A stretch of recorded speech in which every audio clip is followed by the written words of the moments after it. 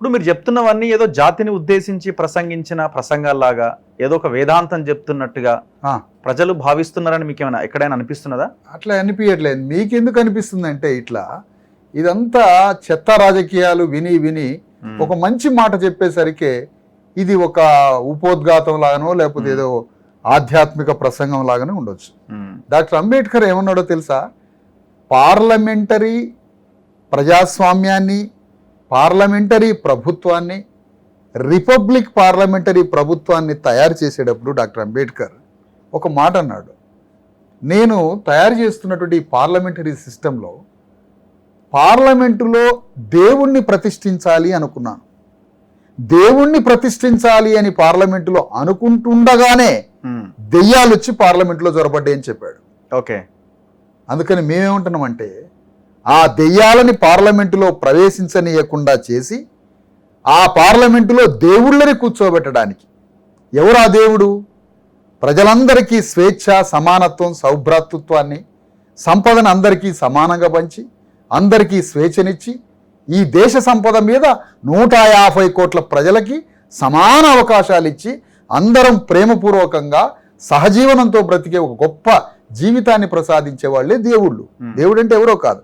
అలాంటి భావన ఉన్న దేవుణ్ణి పార్లమెంటులో కూర్చోబెట్టడానికే ఈరోజు పార్లమెంటులోకి పోతున్న అగ్రకులాల పార్టీల నుంచి పోతున్న దెయ్యాలని తరిమి కొట్టి ధర్మ సమాజ్ పార్టీ తరఫున, అంబేద్కర్ సిద్ధాంతం తరఫున దేవుళ్ళైనటువంటి వాళ్ళని పార్లమెంటులో కూర్చోబెట్టడానికే మేము పార్లమెంటులో పోటీ చేస్తున్నాం. తెలంగాణ గడ్డ మీద 17 అసెంబ్లీ నియోజకవర్గాల్లో, లోక్సభ నియోజకవర్గాలు. సో ఎన్ని ఓట్లు వస్తాయని మీరు అనుకుంటున్నారు? లేదు ఇది లెక్క అంతా ఏమి లేకుండానే పోటీ అయితే చేయాలి, చేసిన తర్వాత లెక్క, మనం పోటీ లేకపోతే ఉనికిలో ఆలోచన అంతేనా? రఘు గారు, నేనేమన్నానంటే ఈ దేశ సంపద మొత్తాన్ని కొల్లగొట్టి ఈ దేశంలో ఉన్నటువంటి ప్రకృతిని, భూమిని, సంపదని, మానవ వనరులని విధ్వంసం చేసి 2000 సంవత్సరాలు దేశ సంపదను మొత్తాన్ని కొల్లగొడుతున్న అగ్రకులాలు వేల కోట్ల, లక్షల కోట్ల రూపాయల డబ్బుతో కేవలం 15% మంది తమ గుప్పిట్లో దేశాన్ని,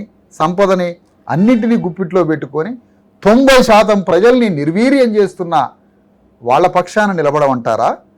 వాళ్ళతో యుద్ధం చేయడానికి డాక్టర్ అంబేద్కర్ సిద్ధాంతం పక్షాన, వాళ్ళతో యుద్ధం చేయడానికి జ్యోతిరావు పూలే సిద్ధాంతం పక్షాన, వాళ్ళతో యుద్ధం చేయడానికి భారత రాజ్యాంగం పక్షాన నిలబడమంటారా?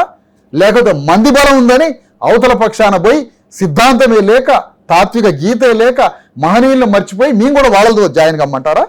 ఒక గీత గీసి ఒక్కడైనా 10 మందేనా 100 మందేనా 1,00,000 మందేనా ఒక తాత్విక రేఖ గీసి డాక్టర్ అంబేద్కర్ సిద్ధాంతం, జ్యోతిరావు ఫూలే సిద్ధాంతం తరఫున మేము నిలబడొద్దా? 10 మందే ఉండొచ్చు కాక ఏ సిద్ధాంతమైనా ఎక్కడి నుంచి ప్రారంభమైంది? ఏ ఐడియాలజీ అయినా, ఏ విప్లవం అయినా ఒక మనిషి నుంచో 10 మంది నుంచో ప్రారంభమైంది కానివ్వండి. కానీ ధిక్కార స్వరం ఒకటి ఉండాలి కదా. ప్రపంచం మీద తిరుగుబాటు చేసే విప్లవకారుడు ఒక్కడన్నా బయలుదేరాలి కదా. ప్రపంచం మీద తిరుగుబాటు చేయకపోతే, ప్రపంచాన్ని ప్రశ్నించకపోతే ఉన్న ప్రపంచంతో, ఉన్న దోపిడీ ప్రపంచంతో మమ్మల్ని కలవమంటారా? డాక్టర్ అంబేద్కర్ యొక్క సిద్ధాంతం సార్వకాలికమైనది, సార్వజనీనమైనది, విశ్వజనీనమైనది. అంత గొప్ప సిద్ధాంతం పక్షాన నిలబడొద్దా సార్? ఈరోజు కుల సంఘాలన్నీ ఈరోజు అన్నీ అంబేద్కర్ సిద్ధాంతం పేరు చెప్పుకుంటూ అగ్రకుల పార్టీల కాడికి పోయి నిలబడి మాకు ఆ టికెట్ కావాలి, మాకు ఈ టికెట్ కావాలి, మా కులానికి ఆ టికెట్ కావాలి, ఈ టికెట్ కావాలని రెడ్డి రావుల పాదాల కాడ వాళ్ళ ఆఫీసుల చుట్టూ తిరుక్కుంటూ టికెట్లు అడుక్కోవడం అంబేద్కర్ సిద్ధాంతం అయితే? డాక్టర్ అంబేద్కర్ సిద్ధాంతం ఒక నూతన ప్రపంచాన్ని నిర్మించమంటాడు రాజ్యాంగం ప్రకారం. ఈ గణతంత్ర రాజ్యాంగం ప్రకారం బీసీ, ఎస్సీ, ఎస్టీలు అనేటువంటి పీడిత ప్రజల తరఫున ఒక రాజకీయ వేదిక నిర్మాణం చేసి అగ్రకుల మనువాద రాజకీయ పార్టీలకి అభిముఖంగా యుద్ధం చేసి మీరే ఒక రాజ్యాన్ని నిర్మించుకొని ఈ ప్రకృతి వనరుల్ని, సంపదని సమానంగా పంచుకొని సౌభ్రాతృత్వంతో బతకమని